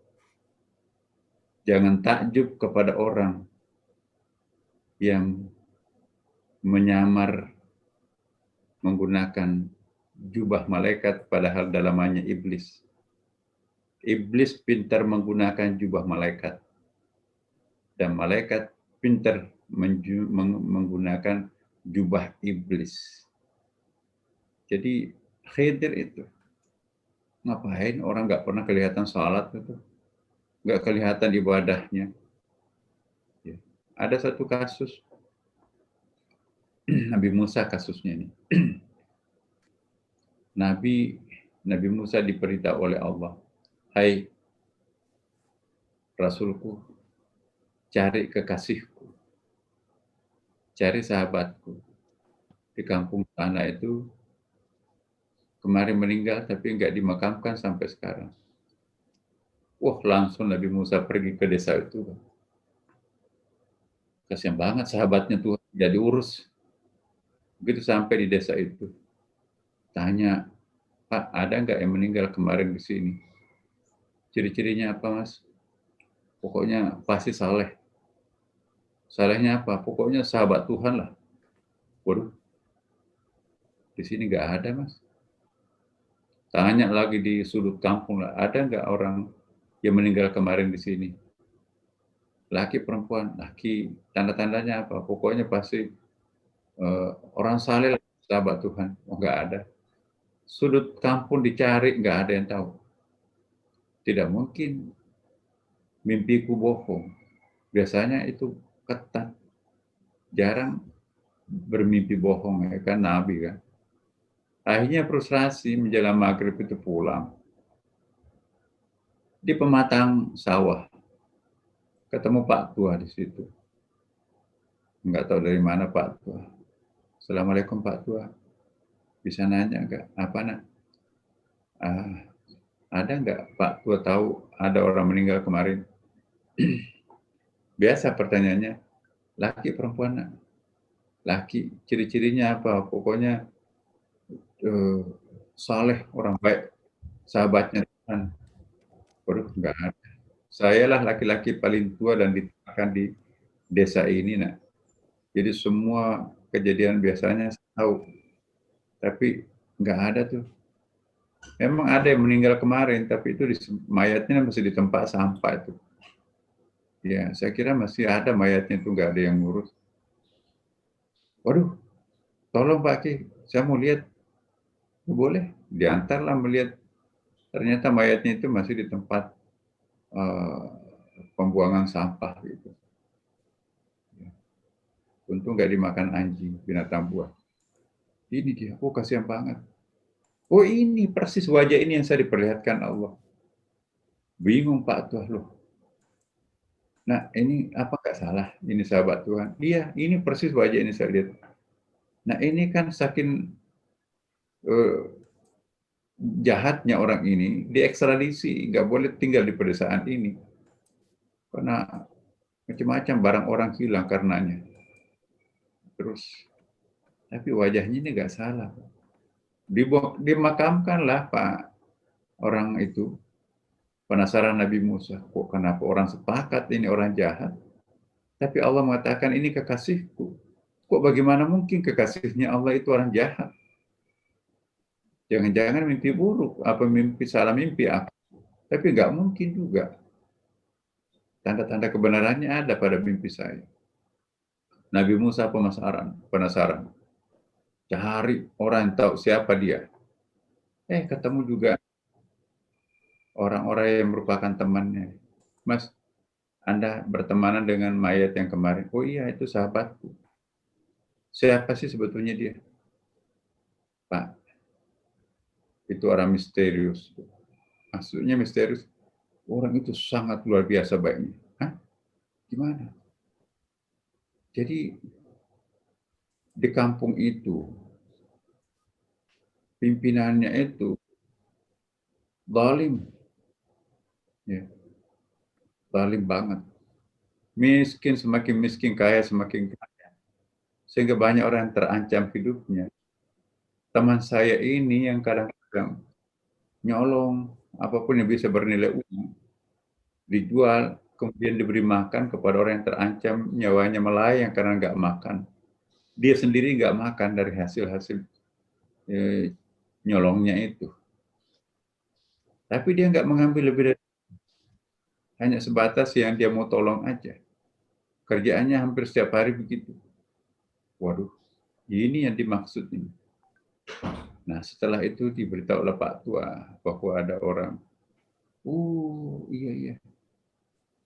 Masyarakat juga memang bingung, kok kenapa ada orang yang terancam mati kelaparan, tiba-tiba ada yang ngasih makan. Tapi nggak pernah mengungkapkan dirinya siapa itu. Di mana ada orang yang sakit, tiba-tiba ada yang ngasih obat. Ada kedinginan tanpa selimut, tiba-tiba ada yang ngasih selimut. Tidak ada yang tahu siapa itu. Yang ketahuan di sini ada orang jahat yang namanya siapa gitu, itu yang diusir-usir itu. Nah, kata temannya itu, justru yang melakukan itu adalah dia. Seandainya dia tidak melakukan politik seperti itu, maka banyak orang yang mati kelaparan. Dia tertolong oleh sahabat saya ini. Nah, pantas Tuhan mengatakan, ada kekasihku yang kemarin meninggal belum dikuburkan. Nah, inilah teman-teman, jangan memandang enteng yang kelihatannya secara visual tidak banyak amaliyahnya. Boleh jadi ma'rifahnya sangat dalam. Jangan terkecoh orang ahli ibadah, tapi ma'rifahnya dangkal. Ya, satu saat ulama itu beribadah, tafakkur sesaat itu lebih mulia daripada salat 1 tahun. Itu ada riwayatnya itu. Saya belum melacak apa sahih atau enggak. Tapi Bapak Ibu, jangan terkecoh dengan penampilan kuantitas amalia seseorang. Tapi juga jangan memandang enteng, ya, orang tidak banyak melakukan rutinitas ibadah, tapi mungkin intensitasnya mencapai ma'rifat tingkat tinggi. Ya, salatnya salat langit, bukan salat bumi. Kata Nabi, itu ada 2 umatku salat, sama bacaannya, sama gerakannya, tapi perbedaannya antara bumi dan langit. Satu salat langit, nembus langit. Satu salat bumi, hanya berkutat di bumi.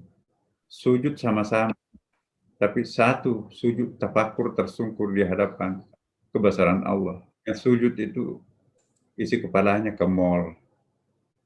Sujud isi kepalanya ke mall itu sujud bumi. Sujud isi kepalanya ke langit itu salat langit. Nah, 1000 kali salat bumi belum seimbang dengan 1 kali salat langit. Jadi jangan memandang enteng jumlah, sebab Allah Subhanahu wa taala lebih menghargai kualitas daripada kuantitas.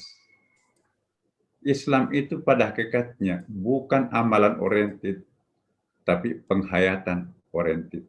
Inna sholati wa nusuki wa mahyaya wa mamati lillahi rabbil alamin. Bukan untuk surga kan?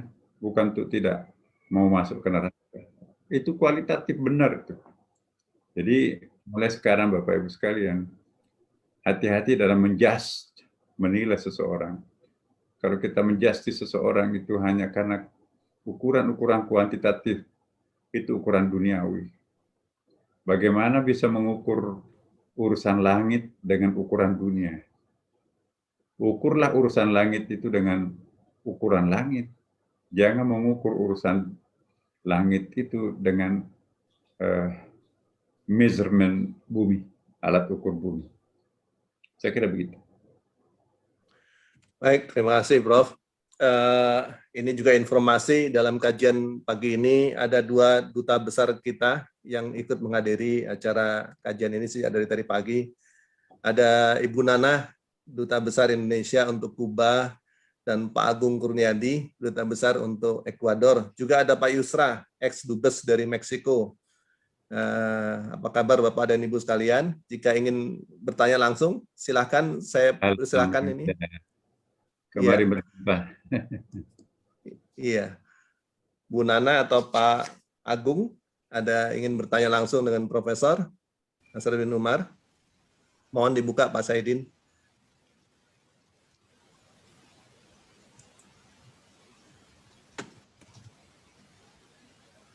Sedang acara berbuka Pak Reddy, jadi mungkin sedang acara berbuka. Ya. Mohon maaf. Saya lanjut pertanyaan satu lagi ya sebelum pertanyaan langsung. Ini sudah ada Pak Hendar yang dari tadi. Ini kebetulan ada 2 pertanyaan yang berkaitan, yaitu masalah ria dalam beribadah, Prof. Dua pertanyaan saya langsung bacakan. Dari yang pertanyaan pertama dari Ibu Rukiah dan berikutnya dari Pak Taufik. Ibu Rukiah menanyakan, Assalamualaikum Prof, bagaimana kiatnya untuk mengajak umat dalam berdonasi dalam pembangunan rumah tahfidz supaya tidak ada riya yang kadang tidak disadari pengurus maupun donatur melakukannya. Jadi riya. Jadi sebagai contoh misalnya ada yang menyumbang terus kemudian pengurusnya menyebutkan terima kasih atas Bapak ini dan jumlah sumbangannya sebesar ini, mungkin jadi riya mungkin ya itu. Jadi bagaimana kiatnya supaya mengajak umat tapi tidak riya. Pak Taufik juga menanyakan mengenai riya dalam beribadah. Seseorang telah rajin sholat wajib atau sunnah, sholat wajib atau sunnah, rajin sedekah, baca Al-Quran, dan sebagainya, tapi secara sengaja atau tidak sengaja suka memperlihatkan, wah saya suka beribadah nih, atau memperdengarkan kegiatan-kegiatan tersebut dalam dalam pembicaraannya mereka. Jadi pertanyaannya bagaimana kiat-kiatnya agar tidak riya agar ibadah itu tidak dianggap sebagai riya. Apakah sikap tersebut bisa mengurangi atau menghilangkan pahala yang sudah kita dapat dengan beribadah tadi? Pertanyaan dari Pak Taufik juga masalah itu. Lebih baik mana antara orang yang rajin ibadah dan sedekah, tapi pamer dengan orang yang jarang sedekah, bahkan tak mampu, tapi tidak pamer? Itu pertanyaan dari. Jadi masalah riya ini kedua pertanyaan tadi. Baik, Bapak Ibu. Dua hal sebetulnya yang perlu kita hindari. Selama ini yang populer hanya riya. Padahal yang sama bahayanya dengan riya, apa yang disebut dengan as-sum'ah. Apa itu sum'ah? Kalau riya itu kan dari akar kata ra'a, melihat. Riya itu memperlihatkan, mendemonstrasikan. Kalau sum'ah itu dari akar kata sami'ah, mendengar. Sum'ah, memperdengarkan. Dua bahaya yang sering meracuni amal kita. Itu bisa membuat ember bocor itu ke surga, ke akhirat.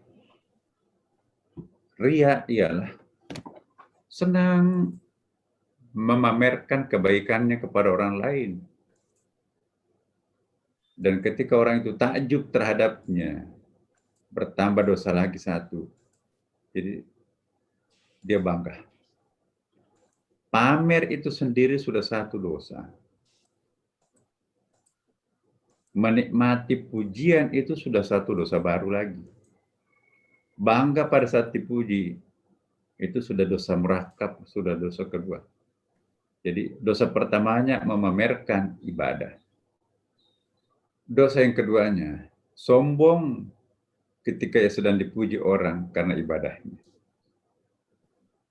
Itu sudah cukup untuk menghabiskan pahala amalnya tidak sampai ke akhirat. Ya. Yang kedua, sum'ah. Sum'ah itu dari kata sami'ah, yasma'u, sam'an, sumu'an, sum'an. Sum'an itu ialah orang yang ujub pada dirinya sendiri karena suka menanti pujian dari orang lain. Ya. Contohnya, tiba-tiba ada mbak bertamu ke tetangga. Dia sengaja menampilkan dirinya tuh lemas ya.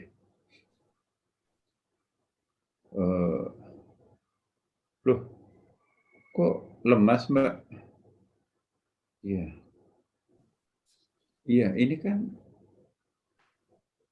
Syawal. Emang kenapa Syawal? Ya, kita kan harus puasa Syawal. Kan baru kemarin Lebaran. Iya, saya tuh kebiasaannya setelah Lebaran kedua itu sudah puasa. Berturut-turut itu mas, saya mulai dari Lebaran kedua, 3, 4, 5, 6, 7 itu saya puasa itu. Saya lakukan ini semenjak kecil loh. Oh, alhamdulillah. Wah, hebat banget ya. Kapan ya juga saya bisa seperti Mbak? Iya, Mas, makanya harus belajar. Ya, saya juga dulu bisa begitu susah juga, tapi lama-kelamaan akhirnya karena kebiasaan, ya saya bisa seperti ini. Saya juga bersyukur ya, karena suami saya juga melakukan hal yang sama. Ya itu mungkin karena memang bapaknya juga mengajarkan seperti itu, bapaknya juga sama. Itu puasa Syawalnya nggak pernah telat. Persis sama dengan bapak saya juga. Tapi alhamdulillah Mbak, anak saya juga mengikuti jejak saya. Oh, jadi nggak ada yang minta, nggak ada nanya, tiba-tiba datang, begitu dipuji oleh tetangga, plong dia. Aduh, semangat ya hidupnya langsung pulang. Kenapa? Kalau nggak ada yang memuji, memperdengarkan sesuatu keindahan di telinganya dalam sehari, lemas. Jadi mendengarkan pujian itu vitamin buat mereka. Nah, orang seperti ini sum'ah namanya. Jadi selalu ingin dipuji, selalu ingin dipuji, selalu ingin dipuja, selalu ingin dipuja. Itu penyakit. Bukan saja penyakit psikologis, tapi itu juga dosa. Nah, inilah hebatnya agama. Menjustifikasi dosa untuk sesuatu yang bisa menjadi penyakit karakter. Itu sum'ah. Ya, selalu memancing keadaan agar orang lain itu kagum. Habis ceramah, gini, Mas, tadi bagaimana ceramah saya? Oh bagus, Pak, bagus. Waduh, kita baru dengarkan tadi itu. Oh alhamdulillah Mas. Ya, saya pikir orang nggak dengar. Oh nggak Pak, pasti Bapak kalau sini kan kita selalu langganan kan. Ya, Pak. Wah, paham sampai ke rumahnya, Mas. Alhamdulillah. Saya tuh kenapa terlambat? Enggak tuh teman-teman di masjid itu pada mengagumi saya. Katanya nggak pernah dengar ceramah seperti saya. Dia minta selalu saya di masjidnya. Wah, istrinya tahu kelemahan suaminya. Dia kan sudah lama mendampingi. Ikut juga nimbrung. Iya dong, siapa dulu dong. Kan nggak mungkin jadi suami saya kalau nggak hebat seperti Mas. Wah, memang kamu juga pantas menjadi istri saya. Waduh, lehernya panjang tuh. Di luar rumah dia dipuji, di dalam rumah dia dipuji. Ya, tapi dia terlena, nggak pernah mengingat Allah. Dia menjadikan dirinya seperti Tuhan yang padahal alhamdulillahi rabbil alamin, segala pujian itu harusnya hanya untuk Allah, bukan untuk kita. Orang yang baik itu sedih pada saat dia dipuji orang. Ya Allah ampuni aku. Salah alamat memuji, mestinya engkau yang harus dipuji, bukan aku. Bukankah prestasi itu dari engkau, bukan dari aku. Ampuni aku ya Allah. Aku berjanji tidak akan pernah mau melakukan kecerobohan sehingga orang lain tahu. Jadi riya dengan sum'ah ini yang membocorkan amal kita. Bagaimana caranya? Nah itu dia, perbaiki ma'rifahnya. Apa itu ma'rifah? Pengenalan seperti ini Bapak Ibu. Ya, hal yastawil ladzina ya'lamuna wal ladzina la ya'lamun. Kata Allah dalam Al-Qur'an. Apa sama orang yang tahu dan orang yang tidak tahu? Orang yang tidak tahu bahwa riya dan sum'ah itu bisa membocorkan rahasia, apa bisa membocorkan pahala, sehingga nanti konyol kita di akhirat. Ya udah, karena kita sudah tahu seperti itu, kita jangan lakukan. Mana yang kita enak dipuji di dunia, tapi konyol di akhirat. Jadi memang kata kuncinya, mari kita kembali matang secara spiritual. Ada 3 kematangan. Kematangan biologis, kematangan psikologis, dan kematangan spiritual. Kita kan 3 kali lahirkan. Wilayatul badaniyah, wilayatul nafsaniyah, wilayah ruhiyah. Jadi ada 3 fase kelahiran dalam Islam. Kelahiran badan menuntut kedewasaan biologis. Kelahiran emosi menuntut kematangan emosi. Kelahiran spiritual menuntut kematangan spiritual. Contoh kematangan biologis. Tadinya kecil, telanjang itu nggak apa-apa. Nah, sekarang mulai anak-anak ya udah mulai tutup burungnya lah, anak-anak kecil itu. Lama-kelamaan perempuan udahlah tutup ya pakai BH. Terus lama-kelamaan pakai jilbab lah, masa enggak pakai jilbab? Ini kan sekarang itu satu keonaran kalau orang memamerkan aurat, memamerkan rambutnya. Itu kalau rambutnya baik. Rambutnya kayak gitu, aut-autan malah dipamerkan. Ya, apaan sih mau diharap dengan memamerkan anggota badan? Nah, malu pada dirinya sendiri. Akhirnya dia pakai jilbab. Itu matang secara psikologis, bukan spiritual lain. Nanti kita lihat. Nah, kapan orang mulai dewasa secara psikologis? Ya, kalau dewasa secara biologis itu mimpi bahasa bagi laki-laki, menstruasi bagi perempuan itu sudah akil balik. Kapan wiladah nafsiyah? Kapan kelahiran psikologis? Coba kalau anak yang baru lahir itu kan, dia belum lahir psikologisnya. Ya, segala macam mainan dikasih itu nggak peduli itu. Bahkan ibu-ibu itu kan kalau anak yang baru lahir itu kan ada warna-warni balon, warna-warni di atas latihan penglihatannya kan. Anak yang lahir itu kan buta pada awalnya. Telinganya sudah mendengar, tapi matanya belum. Butuh 2 minggu untuk bisa mulai melihat warna-warni, dikit dilatih kan. Nah itu mulai beranjak matang biologisnya tuh. Nah kalau psikologis itu penuh. Ya, ucapan selamat akan kelahirannya itu, kado-kadonya itu ada boneka lah, segala macam. Enggak peduli tuh anak kecil itu dengan boneka-bonekaan itu. Karena kan belum lahir secara psikologis. Wiladatun nafsiyah itu mulai muncul pada saat anak itu semuanya itu mainanku. Dipegang aja mainannya nangis. Kamu kan 10 mainannya, kasih juga teman. Enggak mau. Aku mau ngambil bapaknya, enggak mau, menangis tuh. Aku ambil ibunya, aku peluk ibunya, aku ambil, enggak mau. Semua adalah mainannya. Itu sudah mulai lahir psikologisnya itu. Ya. Tapi kalau sudah mulai matang psikologisnya, oh iya ya, ambil aja mas. Dalam hatinya saya udah nggak butuh itu, ini ambil. Udah mulai memberi, mulai share dengan teman-temannya. Jadi egonya mulai matang tuh.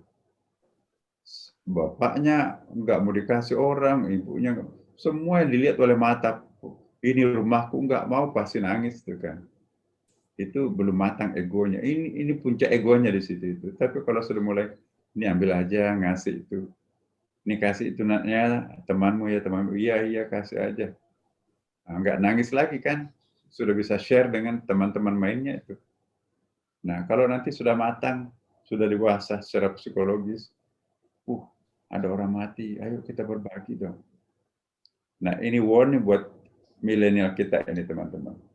Anak-anak milenial sekarang ini cenderung tidak mau pulang kampung. Anak milenial itu cenderung tidak menghargai keluarga dari kampung. Sepupu satu kalinya dia nggak hafal. Beda dengan kita kan. Sepupu 2 kali itu masih seperti saudara kok. Ya.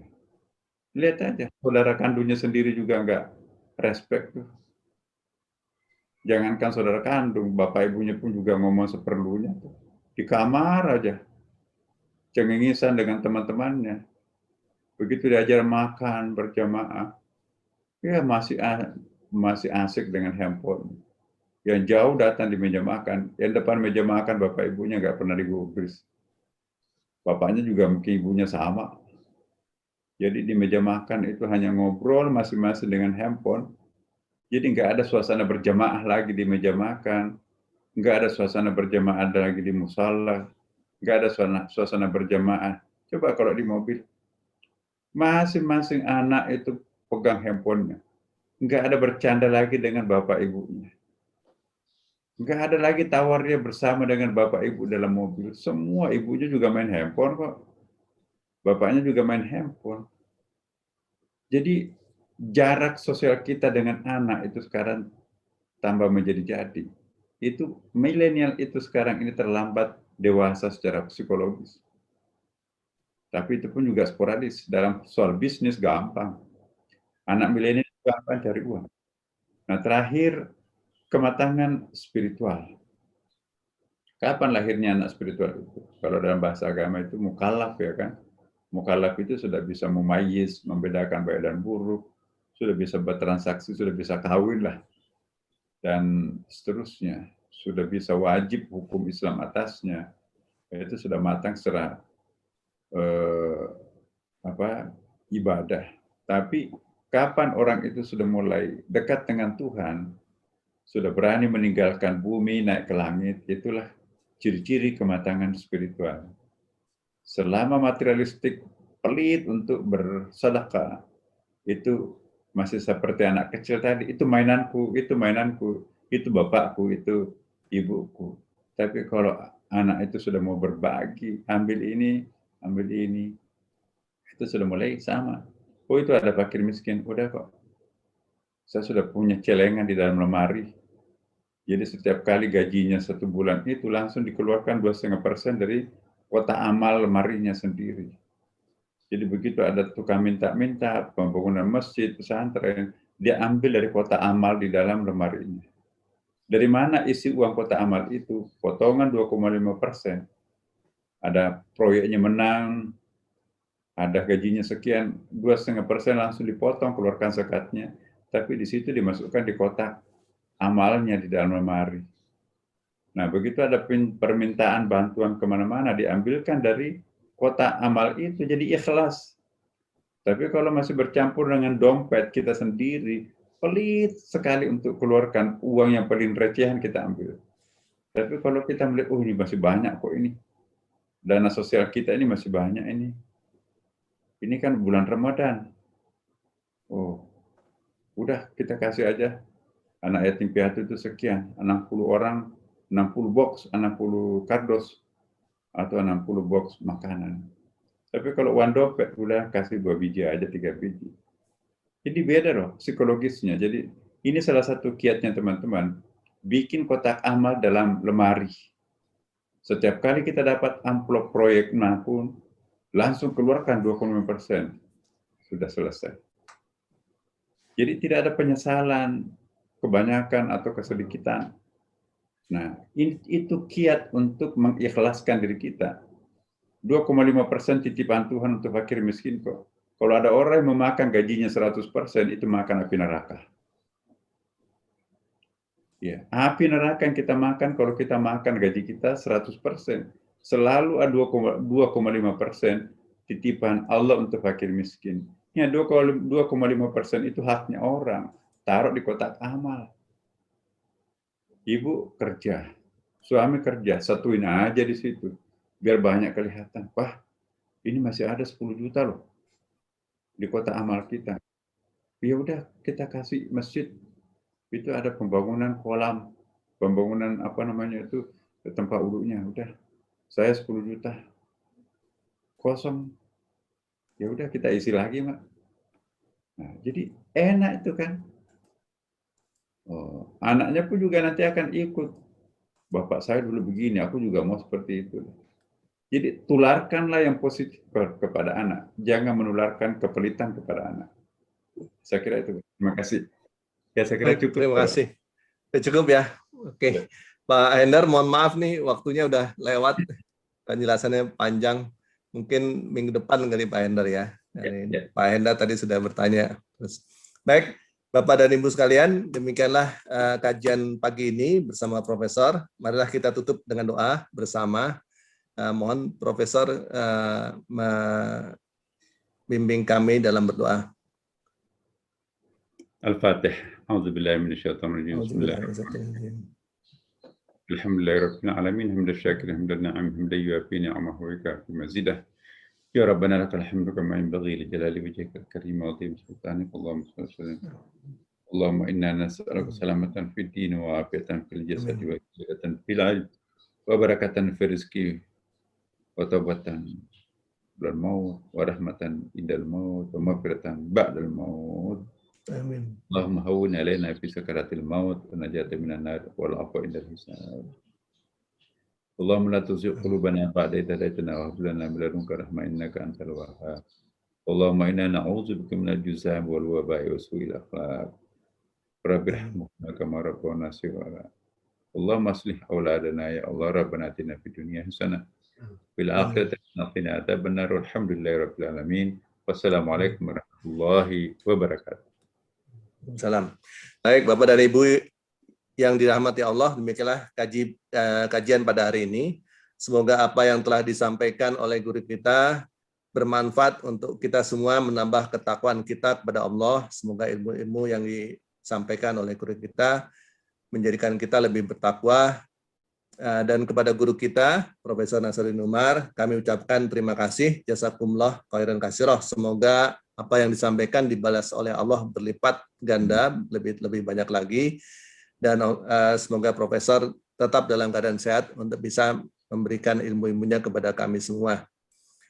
Bapak dan Ibu sekalian, atas nama pengurus, kami ucapkan terima kasih telah hadir dalam acara kajian ini. Apabila ada kesalahan, kekurangan, maka mohon maaf. Demikian juga apabila tadi ada yang ingin bertanya namun belum sempat dibacakan atau diberikan kesempatan, mohon maaf sebesar-besarnya. Marilah kajian ini kita tutup dengan membaca doa kafaratul majlis. Subhanallah wa bihamdika asyhadu alla ilaha illa anta astaghfiruka wa atubu ilaik. Wassalamualaikum warahmatullahi wabarakatuh. Terima kasih, Prof. Terima kasih.